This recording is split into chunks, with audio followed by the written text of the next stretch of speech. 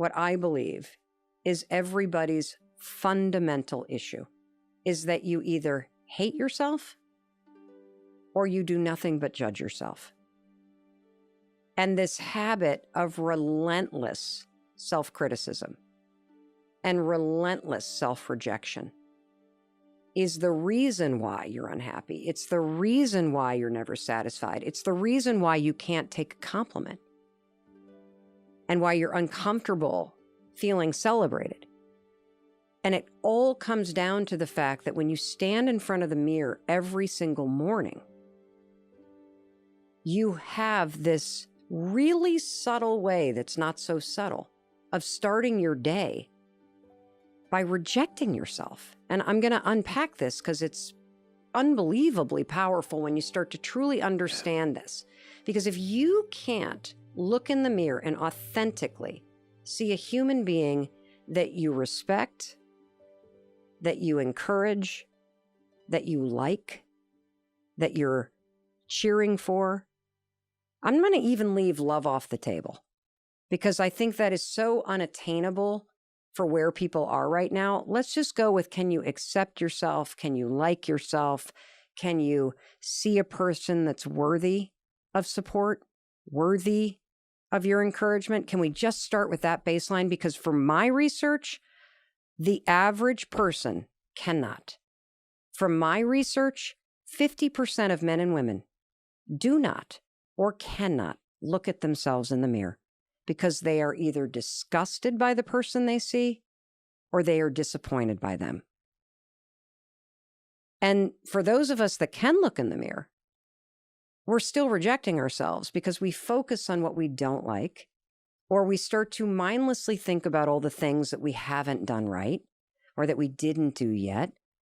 You know, on this particular morning, April 2020, I'm overwhelmed by my life. I drag myself into the bathroom.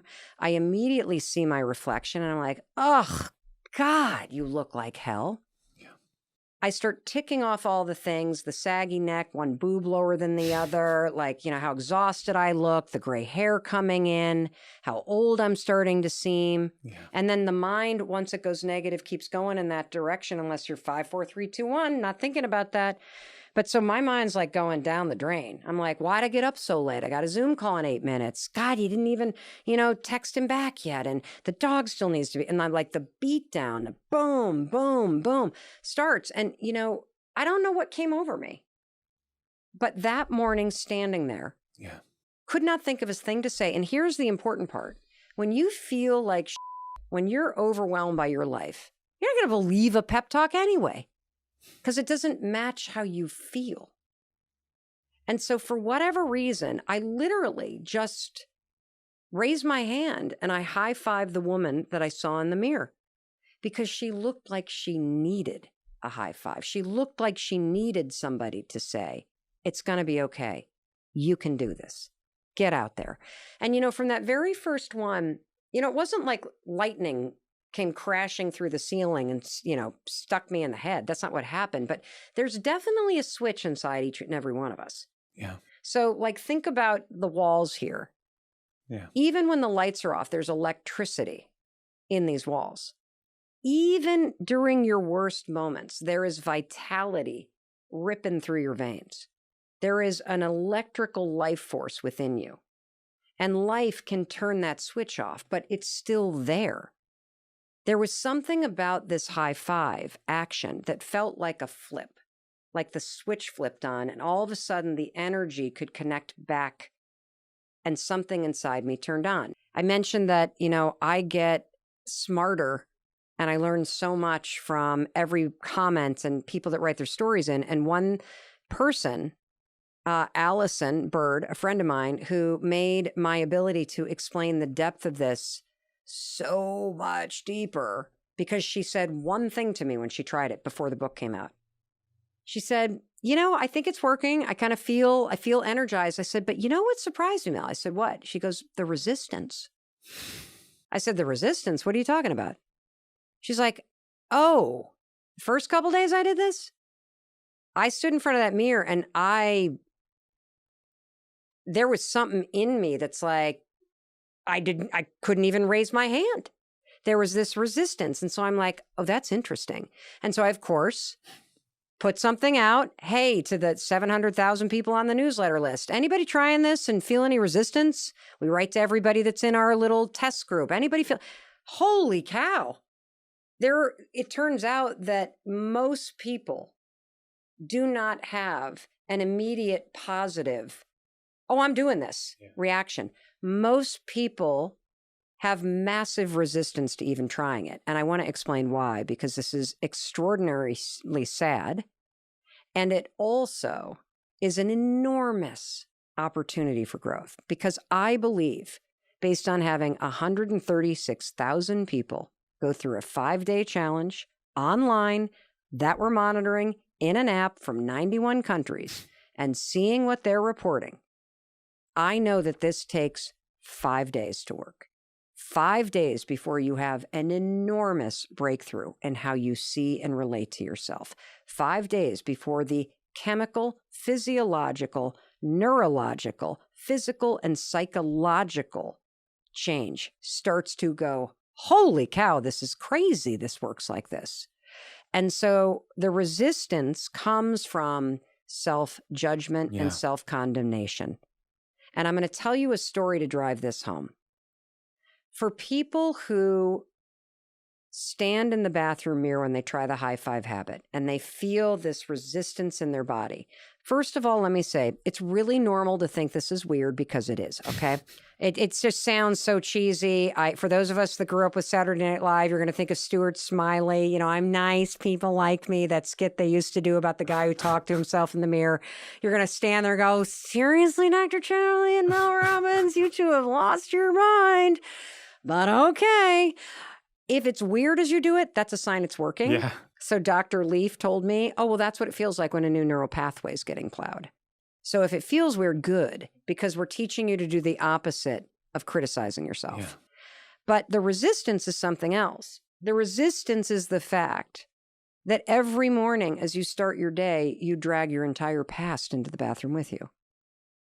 And if you're somebody who has experienced trauma or been abused or abandoned or neglected or grew up with chaos and addiction, or you've been the victim of a crime, or you're constantly having to deal with discrimination or violence, all stuff that you're not responsible for.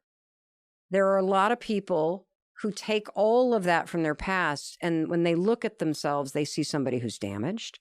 They see somebody who's unworthy. They see somebody who is unlovable because of those things. And what the high five starts to become when you do it is it becomes literally an act of defiance. It becomes an act of strength. It becomes a sign that I'm a survivor. It becomes permission to heal. It becomes this deep sense of feeling and knowing where you are and the fact that you have an extraordinary future despite all of the pain and suffering that you have endured and survived. And then there are people that bring everything they regret, all the shame, all the regret, so the cheating, the lying, the stealing, the hurt you've caused yourself or other people, the missed opportunities. And boy, did I get an unbelievable example of this in my own life. So, I was doing the high five habit myself. And during the early days of the pandemic, my husband had just been diagnosed with depression. And he's a super healthy guy. He is a certified Buddhist meditation instructor. He leads men's retreats called Soul Degree. He's a yoga instructor. He's wildly involved with our community and with our family. He's a super high functioning guy. But he's just felt heavy. There's been like a cloud there, like a heaviness to him, there's no light between his eyes. And so thankfully, his therapist finally got him to go see a psychopharmacologist and somebody to do the advanced testing. They're like, dude, you have dysthymia. You have really long-term depression. You're lucky you've been doing all this stuff because it's kept you alive. And I turned to him at one point. I've been doing this for a couple weeks rather. And I'm like, I know I'm not your doctor, and I know I'm not an expert in your mental health, but I really think you should try this high five thing. I really think it's going to help you with this depression. He's like, I'm not high five. It is the stupidest thing. I don't care what you're doing. No. And I'm like, okay, if you won't do it for yourself, would you just do it for me? Would you do it for 5 days? Because we're in the middle of researching this now. And I haven't even shared it with my audience yet. And I'm kind of like writing down in my journal what I'm feeling. And I've got a couple people on the team. Would you just do it for me? He's like, all right. So he kind of did the first one, like, are you happy? You know, typical spouse thing. Like, Yeah. you know. So he did it for 5 days. And then I asked him what he thought. And he said, you're on to something really big. And I said, why do you say that? And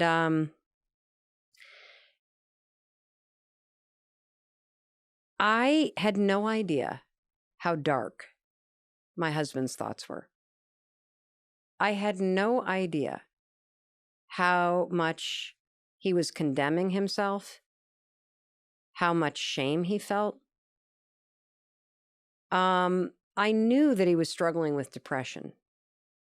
I had no idea that for the past 7 years, the man who has stood next to me at the bathroom sink next to me would look up at the mirror and see a person that he hated. He saw a person that had failed.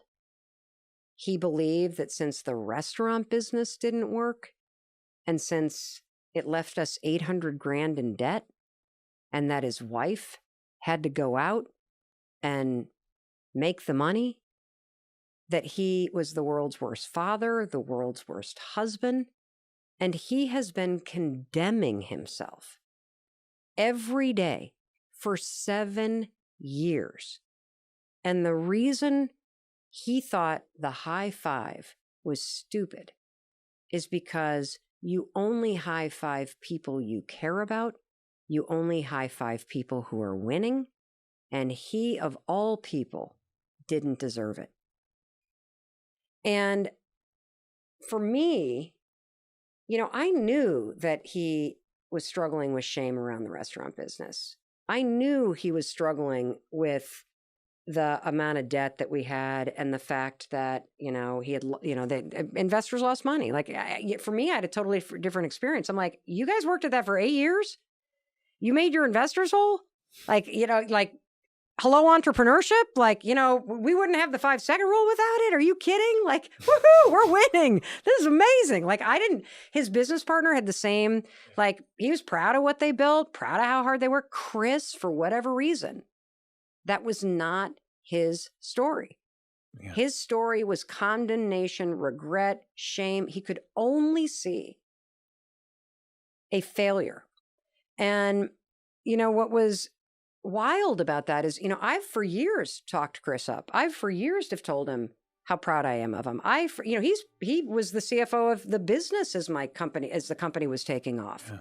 Like he owns half of it. Like he's an integral part of everything. Yeah.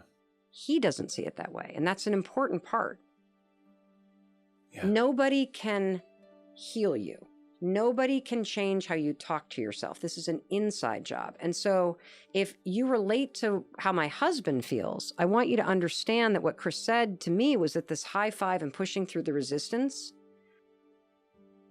is an act of forgiveness. It's an act of healing. It's an act of support and compassion that allows you and shows you that you are giving yourself permission to feel good again, that you deserve to be happy, that you deserve and that you can continue to push on and go do better and be better and feel better. And that of all people, you're going to stop judging you. Hey, it's Mel. Thank you so much for checking this video out. And if you like this one, I have a feeling you're going to like this one too. I'll see you there.